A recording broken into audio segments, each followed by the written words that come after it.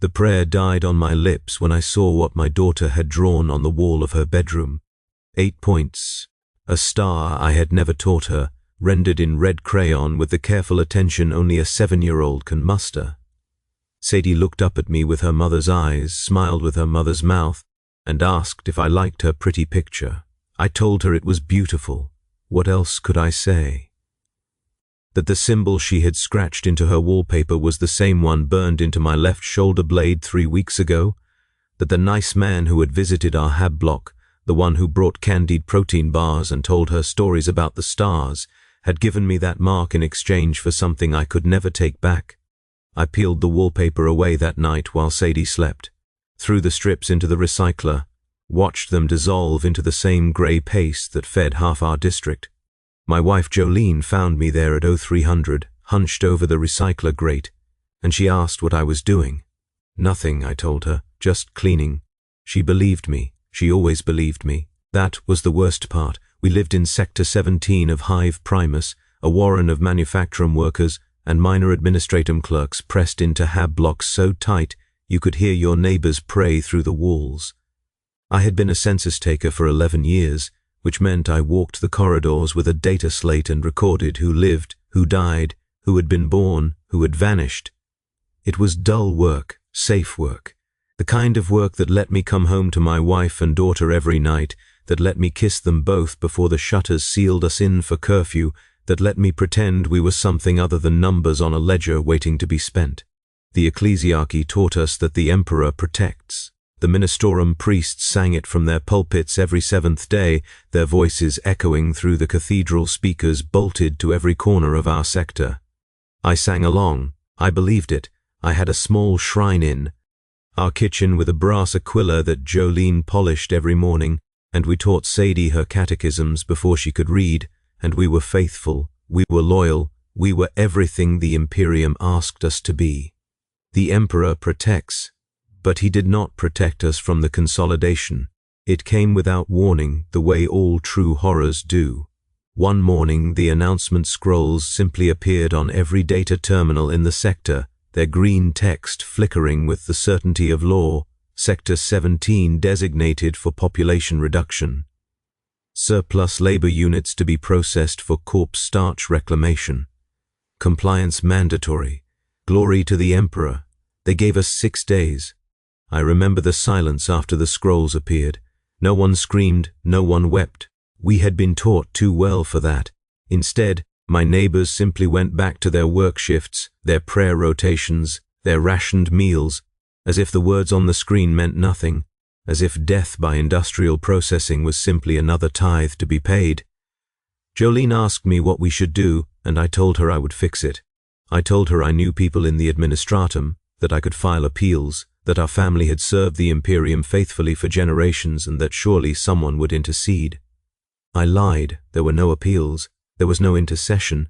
I spent 3 days walking the marble corridors of the census office, begging every clerk and functionary I knew for a transfer, a reclassification, anything that might pull my family from the lists.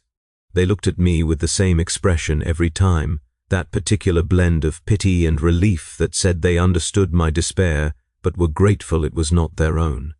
On the 4th day, the man with the star found me. He was waiting outside the census office when I finished my shift, leaning against the corridor wall as if he had been there for hours. Tall, thin, dressed in the grey robes of a lay preacher, the kind that walked the lower levels offering prayers and unction to those too poor to attend proper services. But his eyes were wrong. They caught the flicker light of the lumen strips in ways that flesh should not allow, and when he smiled I felt something in my chest crack open like an old wound. He knew my name. He knew my daughter's name. He knew the number of my hab block, the shift pattern of my wife's manufacturing rotation, the date of our wedding, the name of the priest who had blessed our union. He knew everything about us, and he knew that in 2 days we would be marched to the processing vats and rendered into the grey paste that fed the sector. Unless. The word hung between us like a blade. Unless I accepted his help. I should have reported him. I should have walked directly to the nearest Arbit station and declared myself a witness to heresy, to corruption, to whatever this man represented.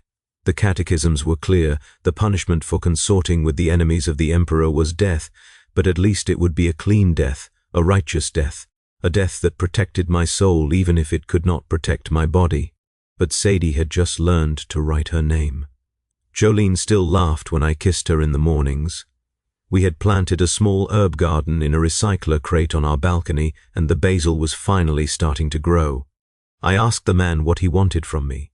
He smiled again, and the crack in my chest widened, and the lumen strips above us flickered in patterns that made my eyes water. He wanted very little, he said. A census taker had access to population records, to identity scrolls, to the endless bureaucratic machinery that kept the hive running. All he needed was for me to make a few small changes, a name here, a number there, shift certain families from the processing lists to the labor retention rolls. Nothing that would be noticed, nothing that would draw attention. In exchange, my family would be protected. I asked him how I could trust him. He reached into his robes and drew out a small, brass pendant, no larger than my thumbnail. It looked like an aquila at first glance, but when I stared at it longer, the wings seemed to shift, to curl, to form points that had not been there before. He pressed it into my palm, and it was warm, impossibly warm, as if it had just been pulled from a fire. "Keep this close," he said. "It will mark you as one of our protected. When the processing begins, the enforcers will pass you by." I asked him what the pendant was. He told me I did not need to know. I took it anyway. The first changes were easy. A single digit altered in a family code. A birth date shifted by 3 days. A manufacturer assignment extended beyond the processing window. Each modification saved a life, and each modification cost me something I could not name. I told myself I was helping people. I told myself the man with the star was no different than the underground traders who smuggled extra rations to starving families, that his heresy was a small thing compared to the monstrous bureaucracy that had condemned an entire sector to death. I told myself many things in those first days. The pendant stayed warm against my chest. Warmer, some nights, than my own heartbeat. Jolene noticed the changes first.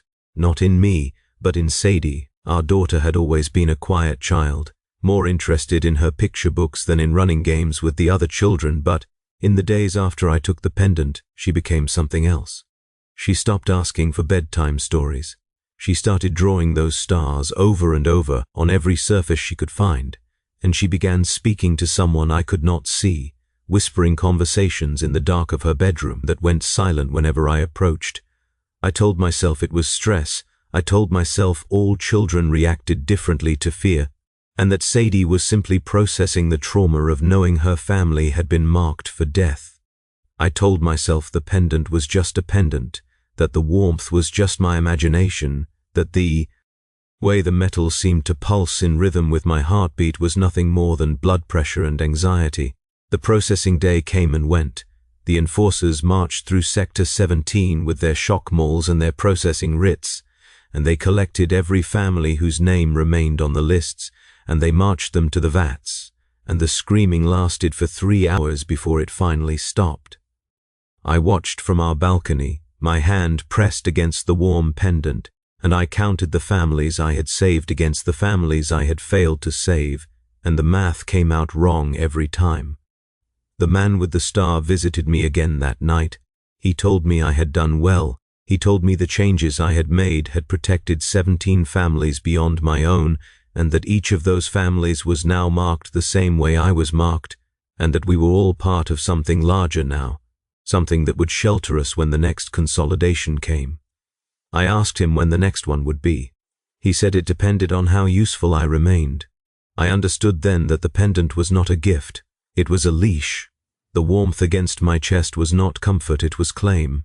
I had traded my family's lives for something that would never let us go, and the only way to keep them alive was to keep serving, keep changing records, keep pulling other families into the same web that now held us. I should have torn the pendant from my neck and thrown myself at his feet and begged for absolution. I did not. The weeks that followed taught me the shape of my new service. The man with the star, who I came to know as Gareth, appeared at irregular intervals with new instructions. This family to be transferred, that worker to be reassigned, these death records to be altered so that the deceased would be listed as alive, their identities available for others to claim. I became efficient at the work. I developed shortcuts, techniques, ways of navigating the census cogitators that left fewer traces. I told myself, each change was a life saved, and I did not ask what those lives would be used for. The pendant grew warmer. Jolene noticed the changes in me by the third week. She asked why I was coming home later, why my hands shook when I held her, why I flinched when Sadie showed me her drawings. I told her the consolidation had rattled me, that I needed time to recover, that everything was fine. She looked at me with eyes that had loved me for 12 years, and I watched something in them dim. She stopped asking questions after that.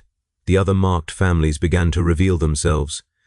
Not openly, never openly, but in small gestures I learned to recognize. A hand pressed to the chest during prayer services, a certain phrase worked into casual conversation, a way of meeting eyes across a crowded corridor that said, "We both know what keeps us alive." We were a congregation of the desperate, bound together by our shared compromise, and in the quiet spaces between shifts, we gathered in basement rooms and listened to Gareth preach. He spoke of the emperor as a corpse. He spoke of the Imperium as a dying animal, thrashing in its final centuries, consuming its own flesh to survive another day.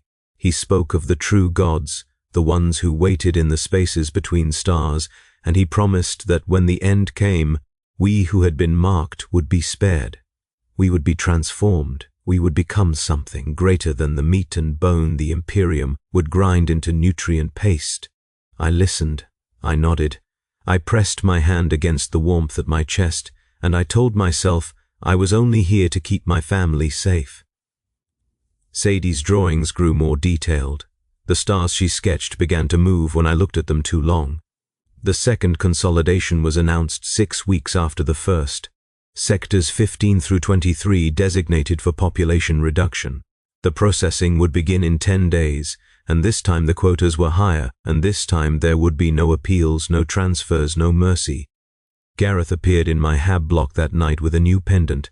This one was larger, darker, and the metal was warm enough to leave red marks on my palm when I held it. He told me it was for Jolene.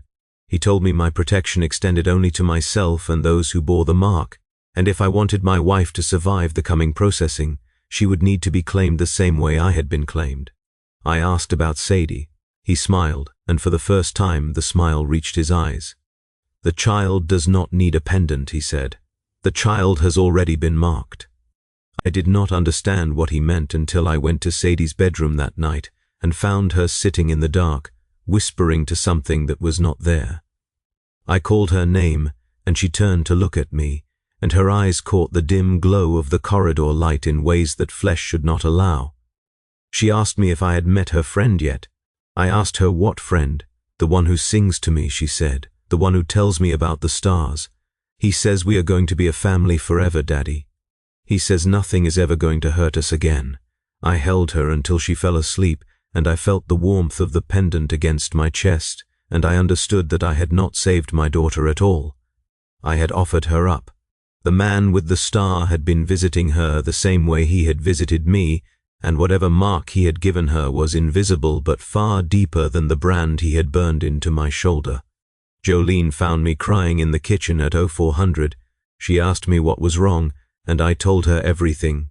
The pendant, the changes I had made to the census records, the families I had pulled into Gareth's web, the sermons in the basement rooms, the promises of transformation, the way our daughter now spoke to invisible presences in the dark. She listened without interrupting.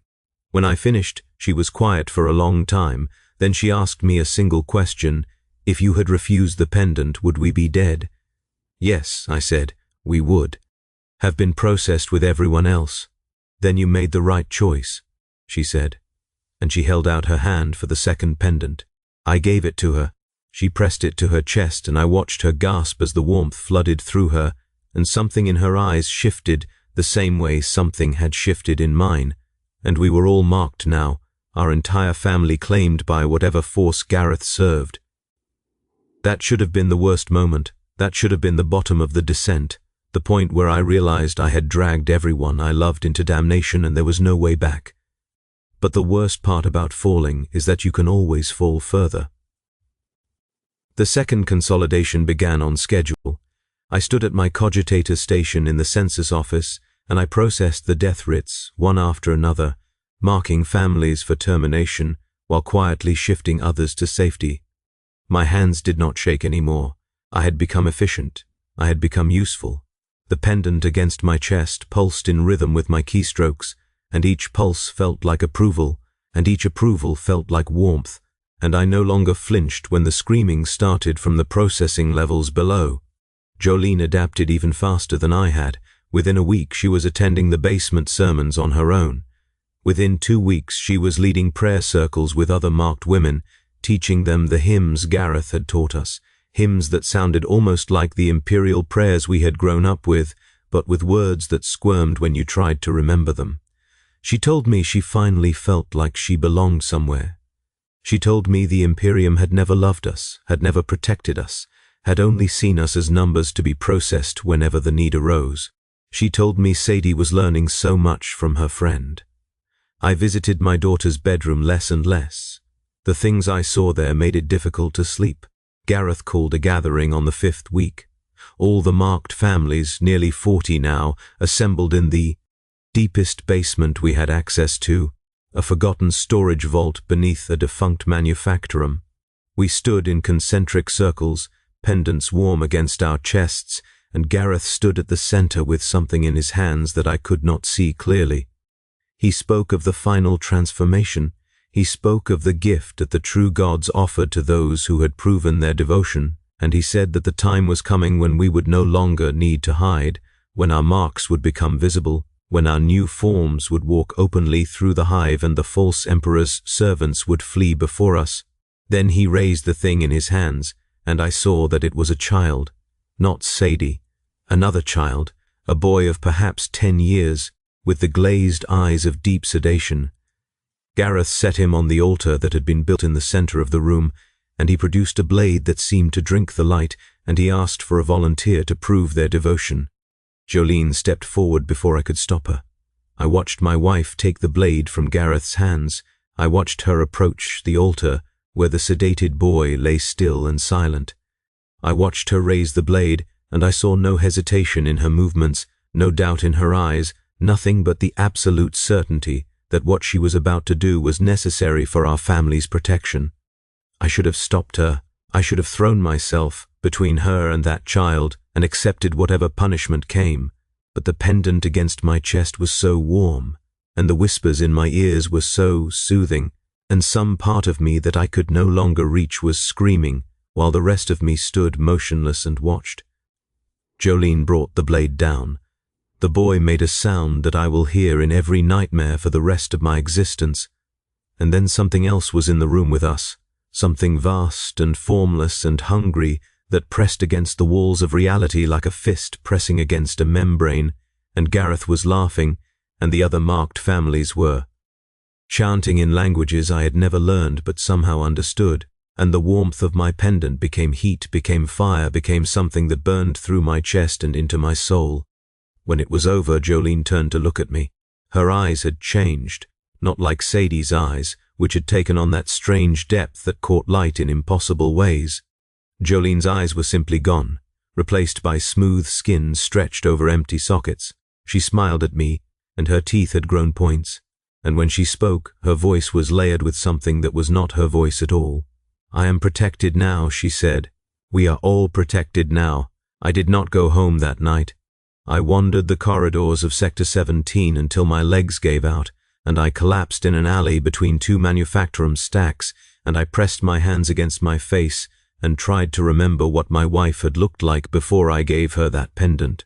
The memories would not come. When I finally returned to our hab block, Sadie was waiting for me at the door. She took my hand without speaking and led me inside, and she sat me down at the kitchen table, and she brought me a cup of recaf that she had somehow learned to make on her own. "Mommy is sleeping," she said. "She gets tired now. Her friend is very demanding." I asked Sadie who her friend was. She looked at me with those strange, deep eyes, and she smiled with her mother's mouth, and she told me his name. The word broke something in my mind when I heard it. I do not remember the hours that followed. I have fragments, impressions. The taste of blood in my mouth. The sound of my own voice screaming prayers that twisted into something else halfway through. The feeling of hands on my shoulders holding me down, and Gareth's voice in my ear telling me that this was normal, that the first hearing of a true name always caused distress, that I would grow accustomed to it in time. When I woke, I was in our bed, and Jolene was beside me. She still had no eyes. Her skin had taken on a grey pallor, and her veins were visible beneath the surface, dark and branching like the roots of a poisoned tree. But she was breathing. She was warm against me, and when she pressed her lips to my cheek, they were still my wife's lips, still the mouth that had smiled at me on our wedding day, still the voice that had told me she loved me every night for 12 years. "We are almost ready," she whispered. "The children are almost strong enough. Soon we will not have to hide anymore." I asked her what she meant by the children. She placed my hand on her belly. It was warm, not pendant warm, warmer, and beneath my palm I felt something move. I understood then what I had done. The pendants were not just marks of protection, they were seeds. They had been planted in all of us, growing in the fertile soil of our desperate hope, and now they were ready to bloom. Jolene was not pregnant, not in any natural sense, but something was gestating inside her, something that wore her skin and used her voice and loved me with her memories while slowly hollowing her out to make room for itself. Sadie was already further along. My daughter had stopped needing to eat 3 days ago. She spent her time in her bedroom now, whispering to her friend, drawing stars that moved and twisted and sometimes bled when you looked at them wrong. Her skin had developed a translucence that let me see the shapes moving beneath it, and when she hugged me goodnight, her grip was strong enough to leave bruises. I thought about running. I thought about taking what remained of my family and fleeing through the lower hive, finding passage to another sector, starting over somewhere the pendants could not reach us. But the pendant against my chest pulsed with warmth, and I knew there was nowhere in the galaxy I could run that would be far enough. We were marked, we were claimed. Whatever had taken root in us would bloom no matter where we went, and the only choice I had now was whether to be present for the flowering or to die alone in some anonymous corridor and leave my wife and daughter to transform without me. I chose to stay. The third consolidation was announced a week later. Sectors 12 through 41 designated. The quotas had doubled again. The processing would take 3 full days. Gareth gathered us in the basement vault, all 47 marked families now, and he told us that this was our moment. The Imperium had weakened itself with its endless consumption, and the true gods had granted us the strength to emerge. When the processing began, we would not hide. We would reveal ourselves. We would walk openly through the hive, and those who served the false emperor would learn what true power looked like. I stood with my wife and daughter in the front row of the assembly. Jolene's transformation was nearly complete. Her body had elongated, her joints bending in directions they had not bent before, and the thing inside her was now visible as a bulge beneath her ribs that pulsed with its own heartbeat. She spoke rarely now, and when she did, the words came in patterns that I struggled to pass. Sadie held my hand throughout the sermon. Her skin was cold despite the warmth that radiated from her chest. When she looked up at me, her eyes were no longer eyes at all, but something that resembled eyes the way a painting resembles a face. She asked me if I was scared. I told her I was. She squeezed my hand harder, and I felt bones creak. And she told me not to worry. Her friend had promised that when the change was finished, I would not be scared anymore. I would not be anything anymore. That was when I realized what she meant. The transformation was not a gift. It was a consumption. My wife, my daughter, the 45 other families who had taken the pendants and attended the sermons and done everything Gareth asked. We were not being protected. We were being hollowed out. The things growing inside us were not our children. They were our replacements. And when the process was complete, there would be nothing left of us but skin and bone and the dim echo of memories that our new inhabitants would wear like clothes. I looked at Jolene. I looked at Sadie. I saw the truth of what I had done to them. and something inside me, some final fragment of the man I had been before I took that first pendant, decided that this was where it would end. I do not remember pulling the blade. I remember the warmth of Gareth's blood on my hands. I remember the way his smile did not falter even as the steel opened his throat. I remember his voice, gurgling and fading but still somehow calm, telling me that it did not matter, that I was too late, that the flowering would happen with or without him. The other marked families did not try to stop me. They simply watched, their transformed eyes tracking my movements with the patient interest of predators who knew their prey could not escape. Some of them were barely recognizable as human anymore. Their pendants had burned through their chests and merged with their ribs, and the things inside them had already begun to push outward, stretching skin into new configurations that hurt to look at directly. Jolene caught my arm before I could run. Her grip was impossibly strong. Her face was still my wife's face, despite the empty sockets and the grey skin and the thing that squirmed beneath her ribs. She told me she understood why I was afraid. She told me she had been afraid too, at first, but the fear faded when you accepted what you were becoming.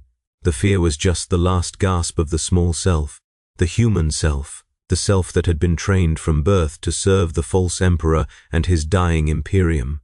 She asked me to stop fighting. She asked me to let the transformation complete. She told me that when we were all finished, we would still be a family. We would still love each other. We would simply love each other in ways that flesh and bone could never achieve. I looked into the empty sockets where her eyes had been.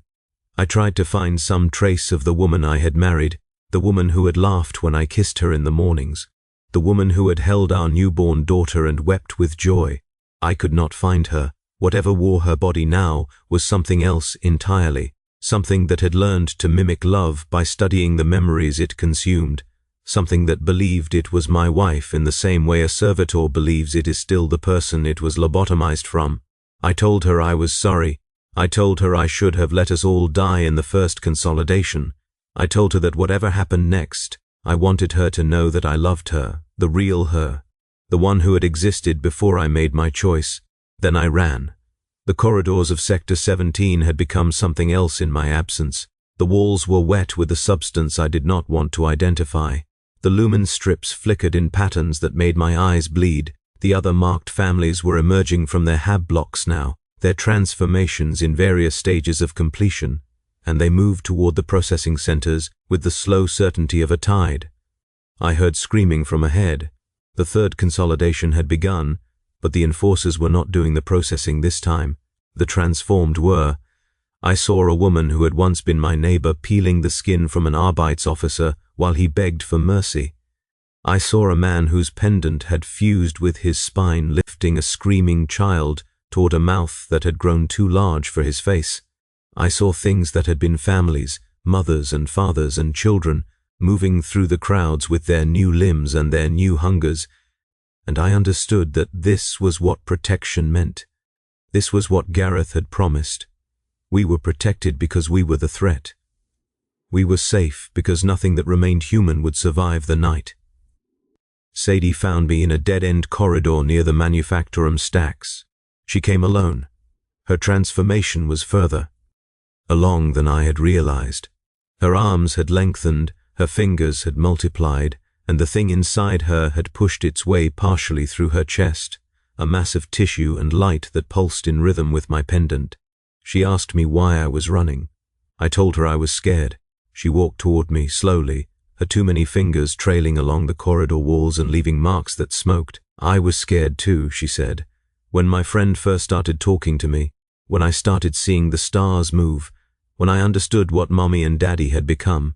But my friend explained it to me. He showed me that being scared is just a kind of love. It means you care about something enough to want to protect it. She was close now, close enough that I could smell her, a scent like incense and copper and something else, something that burned my nostrils. You took the pendant to protect me, she said. You gave Mommy her pendant to protect her. You love us so much that you would do anything to keep us safe. Her hands, with their too many fingers, reached for my face. I love you too, Daddy, she said. That is why I am going to protect you now. She touched my cheek. The warmth spread from her fingers into my skull, down my spine, into the pendant that still pulsed against my chest. I felt the thing inside me stir, the seed that had been planted when I first accepted Gareth's mark, and I felt it begin to bloom. I understood, in that moment, what I was becoming. I understood that there was no escape, had never been any escape, that the choice I made in that corridor outside the census office was the last real choice I would ever make. Everything since then had been the slow unfolding of consequences, the inevitable flowering of a seed I had watered with my own fear and love. Sadie held my face while the transformation took me. The last thing I saw with my human eyes was my daughter's smile, my wife's smile, the smile that I had loved for 7 years and had now learned to fear. The last thing I felt was the pendant burning through my chest. The last thing I heard was my own voice, speaking words I did not choose, joining the chorus that echoed through Sector 17 as the flowering reached its peak. I am still here somewhere. I can feel myself inside this new body, this thing of twisted flesh and stolen light. I can feel the memories of who I was, the love I felt, the family I tried to protect. They are small now, distant, like looking at a photograph of someone you knew as a child, but can no longer quite remember. We walk the corridors together now, my family and I. We are protected. We are transformed. We are everything Gareth promised we would become. And when I see others fleeing from us, when I hear them screaming for the Emperor to save them, I feel something that might once have been pity. They do not understand. They think we are monsters, but we are simply the answer to an impossible question. What happens when you are forced to choose between chaos or watching your family die? You choose chaos, and then chaos chooses you, and then the distinction between the two stops mattering, because you are no longer the person who made the choice. You are something else now, something that wears your memories like a mask and moves through the galaxy with a hunger that used to be love. My daughter holds my hand as we walk through the burning corridors. My wife walks beside us, her empty sockets somehow seeing more than eyes ever could. We are a family, we are together, we are protected. And somewhere deep in the thing I have become, a man is screaming. He will scream forever. That is the price.